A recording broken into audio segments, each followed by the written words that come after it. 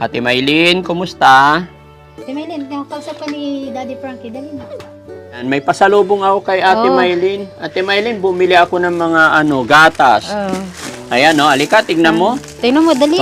Meron akong biniling gatas para sa'yo, Kabarangay, nung una naming nadatnan si Ate Maylin dito, kapiraso lang po yung hinihigaan niya dyan. Muna, dali. Pwede ba makipagkamay sa'yo? Makikipagkamay daw, makikipagkilala si Daddy Frankie, dali. Hayaan. Yan. Nag-iwan din kami ng camera. Ha? Tara, tara. Ayan na, pumangon na. Isang mapagpalang araw po sa atin lahat mga kababayan. Ayan, kumusta po kayo? Luzon, Visayas, Mindanao. Mabuhay po tayong lahat mga kababayan, mga kabarangay. Ganon din po sa ating mga kababayan nasa ibang bansa. Mga OFW, kumusta po kayo? Mag-iingat po kayo parati. Yan mga kababayan, panibagong araw, panibagong vlog. Sa araw na ito mga kababayan, kung naalala nyo po si ate, yung na-depress na nanay na iniwan ng asawa, na nakatira na lamang po sa tangkal, sa kulungan ng baboy. At iniwanan natin siya ng 10,000 at nagsabi ako na bilan siya ng papag na mahigaan siya. At nag-message din ako sa mga kapatid na makipag-cooperate sana sila para magawa natin ng paraan maipagamot yung kanilang kapatid. Kaya sa pag-iiwan ko ng message sana sa pagkakataong ito, mayroon na tayong mga kapanayam ng mga kapatid para mapag-usapan na kung paano natin siya dadalhin sa psychiatrist, para mapagaling kung saan naaangkop, kung saan doktor naaangkop. Correct me if I'm wrong, hindi naman ako expert. Basta tutulong lang sana ang Team Daddy Frankie. Basta makipagtulungan din sana ang kanilang mga kapatid, So, mga kababayan, bago magpatuloy, shout out natin ang Team Rise Above, magmula kay Tita Honey S, Carmi K Official, Tamura Sang, ayan, at kay Chari, ayan, shout out po. Nandito si Rizky, tama. Shout out muna si Chari. Shout out kay Chari. Ayan. At syempre kay Boss GB, ayan. At hindi rin mawawala dyan, shoutout natin si Aling Rochelle, ang paboritong asawa ni Daddy Frankie. Support nyo rin po sana. Lalong-lalo na sa aking team. Mga kababayan, ang cameraman natin ngayon ay si Mons Channel. Support din po natin mga kababayan. Tsaka si Sam Motovlog, ayan, Vans TV, ayan, at tsaka si KJ27. So mga kababayan, samahan nyo po kami. Diretso tayo sa video. Yan. Medyo mainit ngayon mga kababayan. Dito kami dumaan mga kababayan sa bukid. Kasi pag doon kami dadaan sa highway, medyo malayo. Kaya, ayan, huwag nyo apakan yung mga mais. Ito yung produkto ng Pangasinan mga kababayan. Pero kailangan ng patubigan ng lalanta na.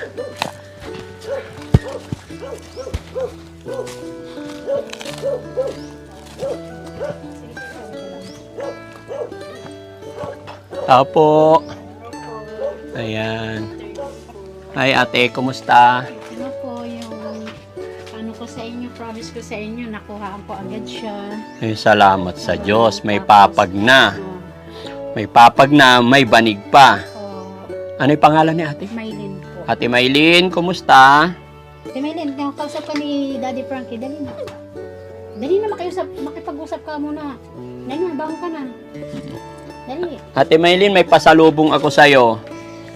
Ate ko, okay lang, idikit ko to sa'yo. Padikit na lang. Ayan, may silang. Ayan. Kumusta naman?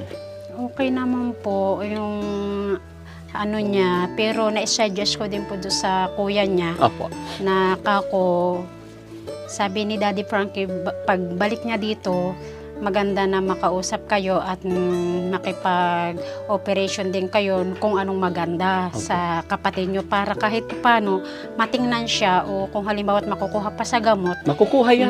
Tiwala lang. Yun po yung ano ko din sana kasi yung mga lahat ng mga ano niya binibidyo ko pagka pinaliguan ko siya, tinatry ko siya, sabi ko labhan mo tong damit mo, yun nilalabhan naman niya. Naglalaba naman. Oo, naglalaba siya.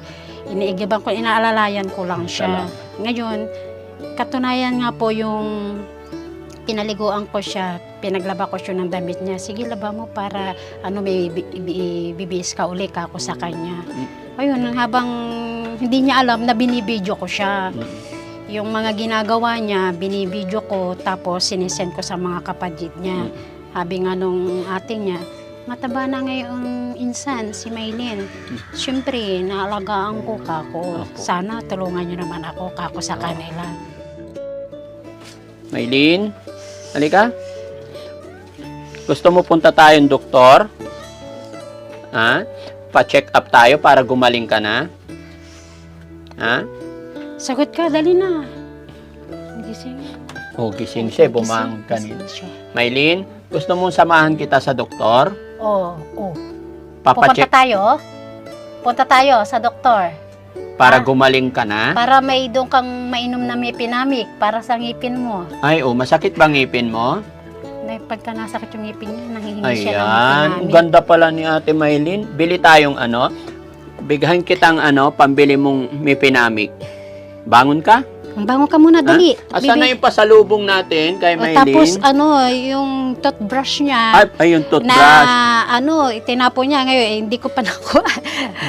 Toothbrush ko, sabi niya. Ayan, may pasalubong ako kay Ate Oh. Maylin. Ate Maylin, bumili ako ng mga gatas. Ayan, alika, tignan mo. Tingnan mo, dali. Meron akong biniling gatas para sa'yo, tignan mo. Gusto mo to? Binili kong gatas sa kanya, yung Oh. isang alaskang malaki. Gusto mo to? May gatas ka pa? Ito, Tingnan mo, Oh. gatas mo, dali. Ayan. Dali na. Halika, bangon ka. Bangon ka din. May Tingnan mo, tinapay din, Meron na siyang... May mga tinapay. tingnan mo Halika, yung biscuit mo, halika, bangon ka. Tapos Yung bibili biscuit niya natin bili tayong bago sa mipinamik dalhin mo. Masakit dito. bang ngipin mo? Ha? Halika, bangon. Punta tayo sa punta tayo sa doktor. Samahan kita. Gusto mo? Sama tayo. Punta tayo sa doktor. Sama natin yung mga kuya mo. Ha? Pupunta daw tayo sa doktor para mayroon kang pinamik. Dali na. Tapos bigyan kita ng pera mo. Halika. Ayan, babangon na yan. Halika, halika. Ito, may Ayun na. pasalubong ako. Ang daming tinapay. Ayan, sila Boss JB ang namili nito. Halika. May ulam din, Kaya, tingnan mo, dami. Dami niyong Oo. Tingnan mo, yung grocery mo. Ay, yung grocery mo.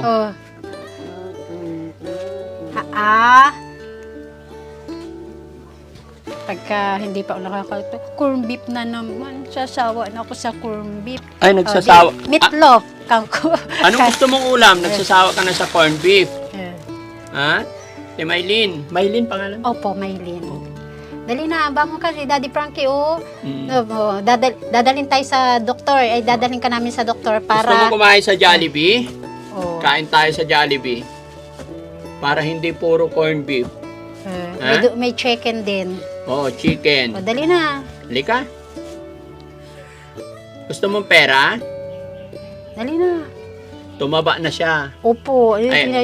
sabi nga ng mga kapatid, may laman na yung kapatid namin insan Siyempre, hindi ko sila pinababayaan. Ayun, mga Kako. kababayan, mga kabarangay, nung una naming nadatnan si Ate Maylin dito, kapiraso lang po yung inihigaan niya dyan. So, nagbigay tayo ng pambili ng papag, tapos nakiusap tayo na alagaan ni ate. Although inaalagaan naman talaga, pero ngayon mga kababayan, nagkalaman, tumaba. So, unti-unti lang, tsatsagain natin hanggang sa mapaamo natin si Ate Maylin. Pag nakilala na niya tayo, sasama na po siya ng maayos sa atin. So, tsatsagain lang natin balik-balikan. Ate Maylin? Ayan. Dali na. Tingnan si Daddy Frankie, gwapo sila. Tingnan mo, Oo. bangon ka muna, dali. Dali Dala? na, bangon ka muna, dali. Pwede ba makipagkamay sa'yo? Makikipagkamay daw, makikipagkilala si Daddy Frankie daw. Hayaan. Yan, Ate Maylin, kaibigan ako. Nika? Dali na. Ha? Gusto kang makita ng ating mga followers. No? Dali na. Gusto kang makita ng mga viewers natin. Pero mga kababayan, medyo mahihain pa siya, no? Pero pag umalis kami, na-videohan naman siya ni ate, yung taga-alaga. Napapakiusapan na siya kumakain ng maayos at naglalaba rin siya ng damit niya para bibilhan kitang damit. Anong gusto mong damit, Ate Maylin? Ha? Dali. Marunong din siya sa pera? Hindi po. Ay, hindi. Kasasan lang lalagay. Kung saan lang nilalagay. So, ikaw Pero na lang pag once na may pera siya, kaya ang pera mo, kunwari bibigyan ko, bibigay din sa akin, kung hindi ko alam bumili. Sabi niya. Si Maylin, hindi ka nabibili. Meron kang pagkain dito, ha? Kain ka muna. Anong ulam ni Ate Maylin ngayon? Meatloaf, saka yung ginisang gulay. na Wow, may lahok pahingi na naman. Hindi pa sardinas. kami nagla-lunch. Sabay tayo. Ha? Ate Maylin? Oo, tinitingnan ko. Ilang taon ka na? Hmm. Wow. Diba? Kaibigan ako Ate Maylin. Dali Ha? na, makipag-usap ka kay Daddy Frankie. Para Tapos ano. siguro kung ayaw niya umalis dito ate, no, unti-unti, lagyan na lang natin ng dingding to. Yun nga po yung may kawayan dyan na kaso nga lang busy pa yung mga anak ko po kasi. Hmm. Wala pa akong Sige ate, ganun na lang, no? Tulungan mo rin kami. Hmm. Ate Maylin, punta tayong doktor. Gusto mo? Samahan kita? Dali na, sagot ka na para Ha? may Ate Maylin, ako si Daddy Frankie, kaibigan mo. Ha? Ito may dala akong gatas. Di ba gusto mo yung gatas? Ito? Oh, gusto mo to? Ay, hello. Oh, tatawa na siya. Ha? Dali na. Halina Maylin, kaibigan mo ko. Dali na, Ha? meron ka ng iuulam na naman sa kanin mo, gatas. Oo. Dali. Bumangon ka na para... Bangon ka muna. Bangon ka muna, dali na. Pero okay lang ate. Yun lang. Hmm. Kung hindi siya babangon sa ngayon, okay lang. Pagbalik namin, baka amo na yan. Sunod makalawa, hanapin na niya si Daddy Frankie. No? Basta yun lang. Tuloy-tuloy lang pag-alaga natin sa kanya. Huwag tayo mawala ng pag-asa. Sana ma-meet ko rin yung mga kapatid niya. Yun nga po, kausap ko kanina, sabi ko. Sa phone. Oo. Sabi ko, binisita na nila dito si Daddy Frankie, kako, yung nila, makikita din nila yung approve ng kapatid nyo, sabi ko sa kanila.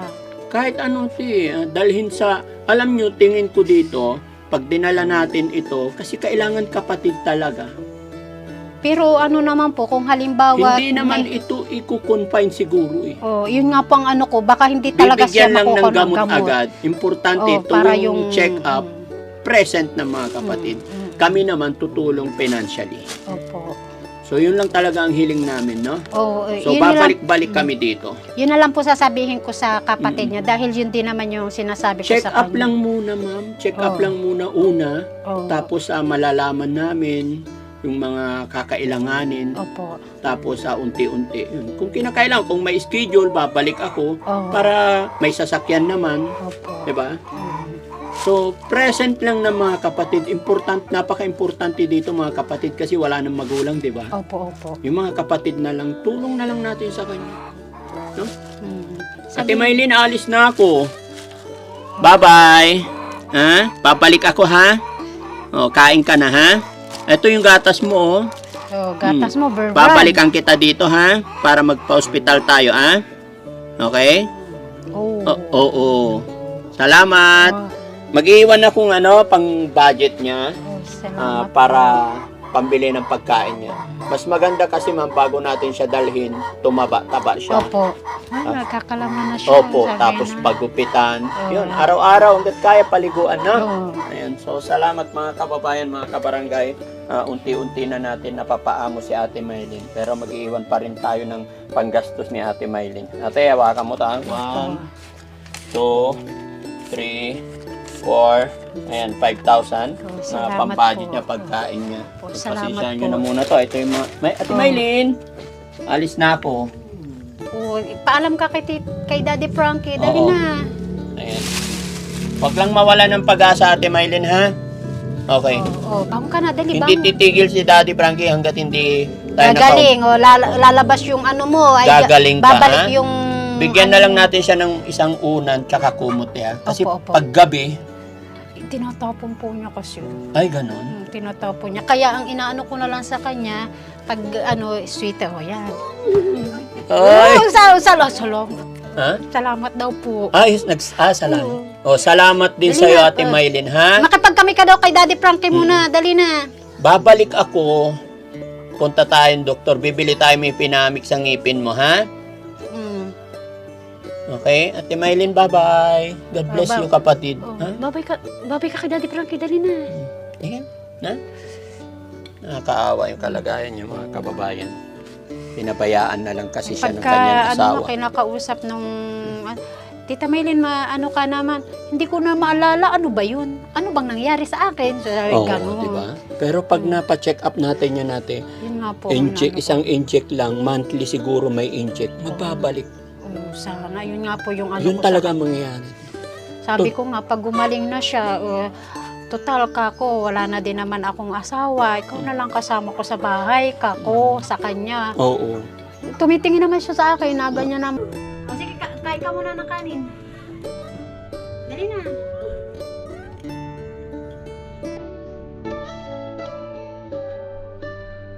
Ano yan? Tingnan mo. Ha? Kumain ka muna.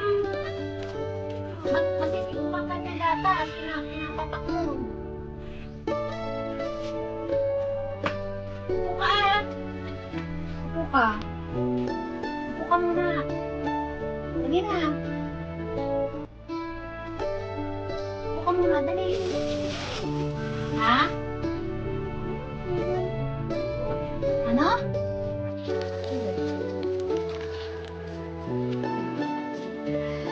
Dali na.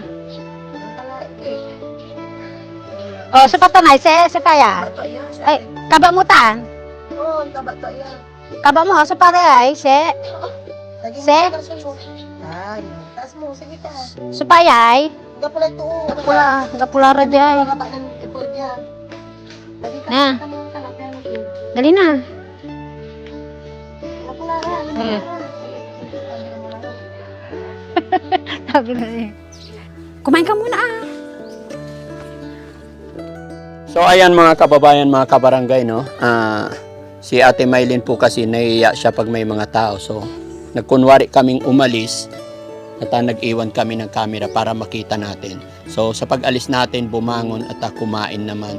Nagustuhan po niya yung dala natin na Bear Brand, yung gatas. Doon pala siya mahilig. Thanks to God, wag lang tayo mawala ng pag-asa. Unti-unti po mapapaamo natin yan. At sa araw na ito mga kababayan, lumapit ang kanyang kapitbahay, isa pa na kanyang best friend daw nung siya normal pa. Si ate, anong pangalan ni ate? Ate, please. Lapit ka, ma'am. Dito ka, ma'am, para makilala ka rin ng mga ano. Tapos, okay lang idikit ko to sa'yo, ma'am. Okay lang po. Oo. Dito na lang po. Okay. Ano pangalan ni ma'am? Los Biminda po. Luz Biminda. Ate, dito ka po. Yan. Tapos si ate, Ate Jennifer. Yan, mga kababayan. Si Ate Jennifer, siya yung pinsan, no? Opo. Siya po yung nag-aalaga since na siya po ay medyo nawala sa pag-iisip. At si ate naman, Luz Biminda, siya yung best friend ni ate. Ano nga ba talaga nangyari sa kanya? Kasi nung mga dalaga pa kami yan, talagang magkaibigan kami talaga Opo. yan. Tapos nung nagpunta ng Maynila, na nahiyan tapos nakilala niya yung mister niya, yun doon na nag-umpisa po. Na parang nawala na siya sa sarili niya. Para magkaroon ako ng idea, ate. Huwag niyo sanang Sige mamasabay. po. Sa tingin niyo ba, nung nagpunta ng Maynila at nakilala yung mister niya, taga saan po ba yung naging mister niya? Yun din ang hindi siya nag-open sa akin nung ano Ay, na hindi rin. yun din na rin po. Sila lang ang nakaano nun kasi nakilala ko lang siya ng ano yun. Taga Bicol yun eh. Ay, Bicol. Okay, taga Bicol. Si Saan kaya sa Manuel. Bicol? Walang pong Bicol. Ay, hindi na. Kasi- Ay, itong tanong ko. Nasa Kugyo po sila ngayon. Yung asawa niya O dati. pala eh. Nasa Kugyo. Sana makakuha tayo ng info. Pero okay na yun, sunod na lang natin yun. So far, yung tanong ko, baka sakaling may alam kayo. Siya pa hindi ba nag-drugs dati? Ay, hindi po. Napakabait. Hindi po. Hindi sa drugs. Hindi po. So, ibig sabihin, madaling gamutin kung depression lang. Oo, yun ang alam ko lang na depressed lang yan. Kasi yung nawala nga yung anak niya, yun ang alam ko din. Naku. Sige. Napuna siya. Yun lang po. Ang So, yun lang pagkakaalam naging ko. dahilan. Mm-mm.